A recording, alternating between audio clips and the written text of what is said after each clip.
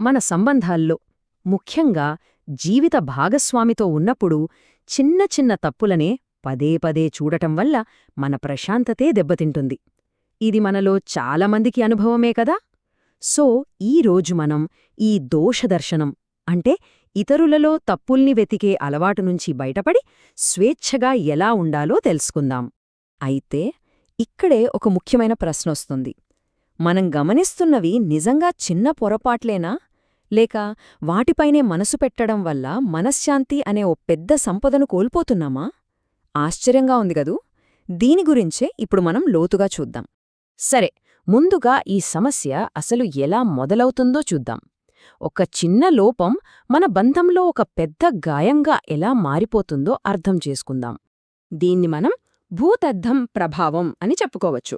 అదెలా ఉంటుందంటే, మన భాగస్వామిలోని ఒక చిన్న లోపాన్ని భూతద్దంలో పెట్టి మరీ చూస్తాం. అలా చేయడం వల్ల ఏం జరుగుతుంది? మన విలువైన మానసిక శక్తి అంతా వృధా అయిపోతుంది. అంటే మన ఎనర్జీని మనమే అనవసరంగా ఖర్చు పెట్టుకుంటున్నామన్నమాట.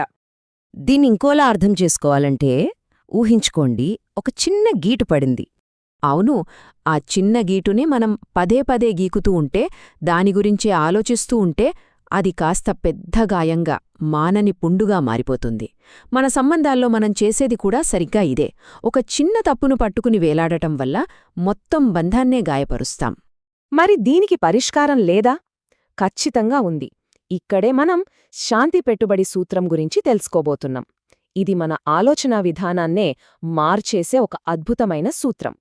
ఈ సూత్రం చాలా సింపుల్గా ఉంటుంది. ఇతరుల తప్పులని వదిలేయడమనేది బలహీనత అస్సలు కాదు. నిజానికి అది మన సొంత శాంతిని, మన ప్రశాంతతను కాపాడుకోవడానికి మనం చేస్తున్న ఒక తెలివైన ఇన్వెస్ట్మెంట్. అంటే ఇది అవతలివాళ్ల కోసం కాదు, మనకోసం మనం చేసుకునేది. మన ఎనర్జీ ఫ్లోనే గమనిస్తే ఈ విషయం ఇంకా క్లియర్గా అర్థమవుతుంది. చూడండి, మనం ఇతరులలో తప్పులు వెతికినప్పుడు మన శక్తి అంతా బయటకు వెళ్ళిపోయి వృధా అవుతోంది. అదే వాళ్లలోని మంచి గుణాలని చూసినప్పుడు ఆ శక్తి మనలోనే నిల్వ ఉండి మనల్ని ఇంకా బలంగా చేస్తుంది. సో శక్తిని కోల్పోవాలా లేక నిలుపుకోవాలా అన్నది మన చేతుల్లోనే ఉంది. సరే, ఈ శాంతి పెట్టుబడి ఐడియా బాగుంది. కానీ దీన్ని ప్రాక్టికల్గా ఎలా అప్లై చేయాలి? దానికోసమే ఈ 90-10 ఫిల్టర్ అనే సింపుల్ టెక్నిక్. ఇక్కడ చేయాల్సింది చాలా సింపుల్. మనస్సులో ఒక ఫిల్టర్ని ఇన్స్టాల్ చేసుకోవాలి, అంతే. మన భాగస్వామిలో ఉన్న 90% మంచి లక్షణాలపైనే మన ఫోకస్ అంతా పెట్టాలి. ఇక మిగిలిన ఆ 10% లోపాలున్నాయి కదా, వాటిని పట్టించుకోకుండా మనస్సులోంచి పూర్తిగా డిలీట్ చేసేయాలి. ఈ చార్ట్ చూస్తే విషయం ఎంత స్పష్టంగా ఉందో కదా. ఈ పెద్ద భాగం అంటే 90% వారిలోని మంచి గుణాలు. ఈ చిన్న ముక్క, ఆ 10% మాత్రమే వాళ్ల లోపాలు. మరిప్పుడు చెప్పండి, మన ఎనర్జీని, సమయాన్ని ఎక్కడ పెట్టడం తెలివైన పని? ఇక చివరిగా ఇదనంతా మనల్ని ఓ ప్రాథమికమైన ప్రశ్న దగ్గరికి తీసుకొస్తుంది. అసలు మన బంధంలో మన పాత్ర ఏంటి? ఒక్కసారి ఆలోచించండి. మనం ఒక న్యాయమూర్తి పాత్ర పోషిస్తున్నామా, లేక జీవిత భాగస్వామిగా ఉంటున్నామా? ఎందుకంటే న్యాయమూర్తి పని ఎప్పుడూ లోపాలు వెతకడం, తీర్పులివ్వడం, వాళ్లను సరిదిద్దాలని చూడటం. కాని ఒక జీవిత భాగస్వామి అలా కాదు కదా.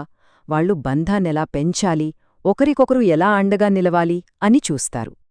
కాబట్టి ఈ విశ్లేషణ చివర్లో మనల్ని మనం వేసుకోవాల్సిన ప్రశ్న ఒక్కటే: మన శక్తి ఎక్కడ పెట్టుబడిగా మారుతోంది?